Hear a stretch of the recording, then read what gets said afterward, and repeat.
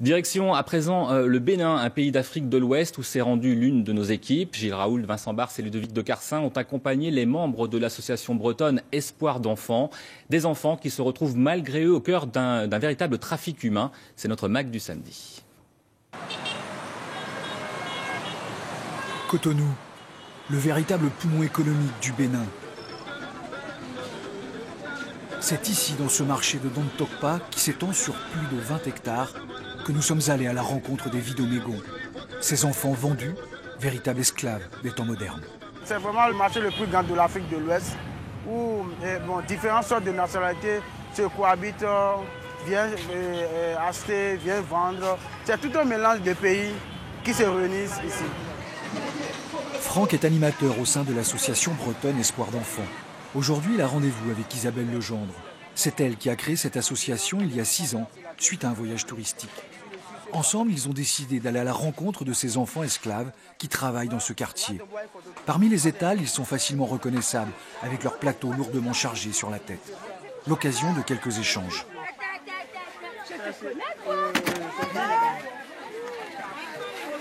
Toujours aux aguets, les Vidomégons sont prêts à déguerpir au moindre signe. Comme une habitude qui traduit l'insécurité dans laquelle ils vivent au quotidien.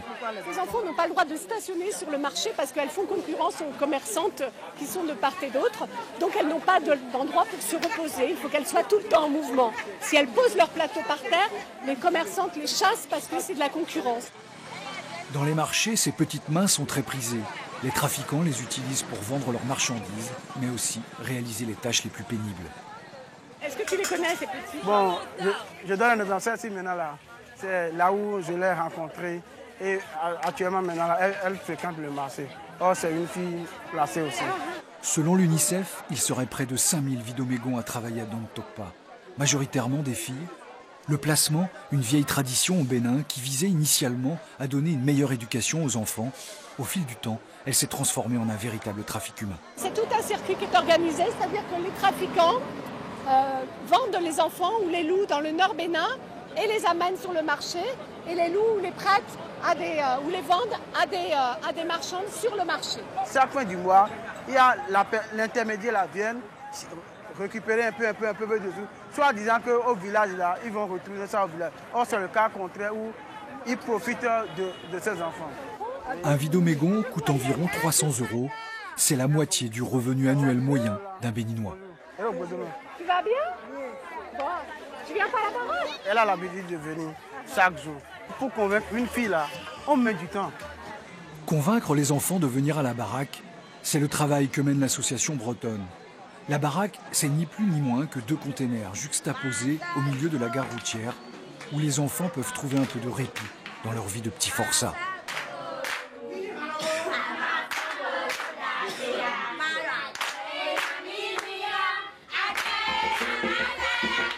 Ce qui surprend, leur sourire, loin de refléter leur quotidien. Ici, avec les 4 personnes qui travaillent pour l'association, ils ont tout simplement le droit de vivre comme des enfants.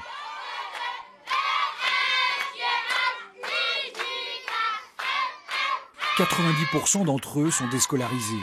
Et si certains arrivent à suivre les cours d'alphabétisation, pour d'autres, la fatigue est trop grande. Quand elles viennent dormir, nous on les laisse volontairement, parce qu'on ne les gêne pas. Des fois, elles peuvent faire 2 heures, elles peuvent faire 3 heures pour dormir. Donc, on ne les gêne pas parce que c'est leur vie. Elles n'ont pas le temps de se reposer. Des fois, il y a des filles qu'on réveille, tu sens que vraiment elle est stressée, elle a des problèmes. Donc, on les laisse se reposer. J'ai dit 0, je tiens 1. Très bien. 1 plus 1. Animateurs, éducateurs, psychologues se relaient auprès des enfants qui viennent souvent en cachette. Pas facile de convaincre les tutrices, ces femmes qui les achètent et les exploitent. Pas facile de changer les mentalités au Bénin. Le séjour dans les familles auprès des tutrices laisse beaucoup de séquelles parce qu'il y a la violence, il y a les maltraitances de tout genre, il y a les maltraitances même psychologiques, d'autres psychologiques, ce qui peut créer en ces enfants, par exemple, la dépression très profonde. Il y a des enfants qui ont envie de se suicider, par exemple.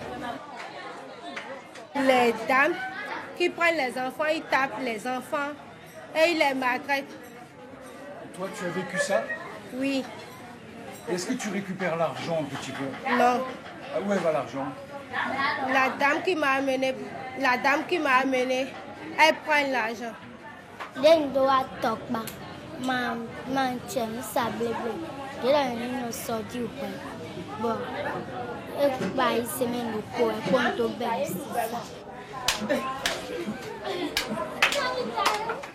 Dans cette pièce, les enfants jouent à tour de rôle la tutrice et l'enfant esclave.